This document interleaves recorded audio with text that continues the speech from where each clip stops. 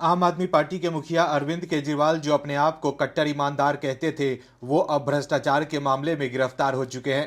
केजरीवाल जब राजनीति में आए थे तब बड़ी बड़ी डींगे हाँकते थे और दिल्ली की जनता को ठग कर वोट हासिल कर लिया कि जी हम आप ही की तरह आम आदमी हैं, हम सीएम बनने के बाद भी आपके बीच ही रहेंगे, हम मेट्रो से दफ्तर जाएंगे और 2 कमरों के फ्लैट में रहेंगे। लेकिन सीएम बनने के बाद केजरीवाल ने ऐसा रंग बदला कि गिरगिट भी शर्मा जाए। केजरीवाल ने यह भी कहा था कि अगर मेरे ऊपर कोई आरोप लगेगा तो मैं तुरंत इस्तीफा दे दूंगा। लेकिन अब गिरफ्तार होने के बाद भी केजरीवाल कुर्सी से ऐसे चिपके हैं कि जेल से ही सरकार चलाने की बात कर रहे हैं। मतलब सत्ता में आने के बाद केजरीवाल अपनी सभी बातों से यू टर्न ले चुके हैं। लेकिन अब केजरीवाल के मंसूबों पर पानी फिर सकता है।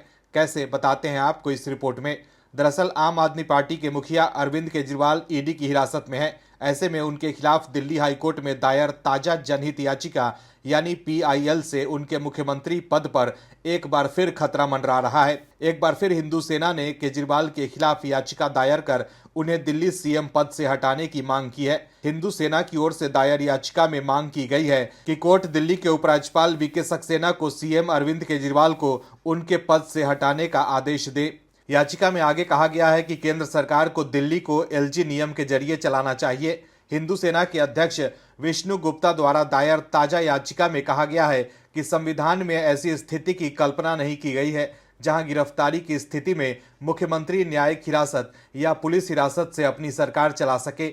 याचिका में कहा गया है कि भारतीय संविधान के निर्माताओं ने अनुच्छेद 163 और 164 में सावधानी पूर्वक प्रावधान किए हैं कि मुख्यमंत्री के साथ परिषद या मंत्री को राज्यपाल की सहायता करने और सलाह देने के लिए या विवेकाधीन कार्यों को छोड़कर या संविधान के तहत राज्यपाल को अपने कार्य करने की सलाह दी जाए। वहीं केजरीवाल और आप के नेता इस बात पर अड़े हुए हैं कि मुख्यमंत्री केजरीवाल हिरासत में रहते हुए भी दिल्ली की सरकार चलाते रहेंगे। लेकिन दिल्ली के एलजी विनय कुमार सक्सेना ने कहा है कि राष्ट्रीय राजधानी की सरकार जेल से नहीं चलाई जाएगी। ऐसे में अब माहौल को देखकर केजरीवाल सतर्क हो गए हैं कि कहीं राष्ट्रपति शासन लगा तो उनका सारा खेल ही खत्म हो जाएगा। यही वजह है कि केजरीवाल अब अपनी पत्नी को सियासी मैदान में उतार चुके हैं कि आने वाले समय में वो अपने पत्नी को सीएम बना सके।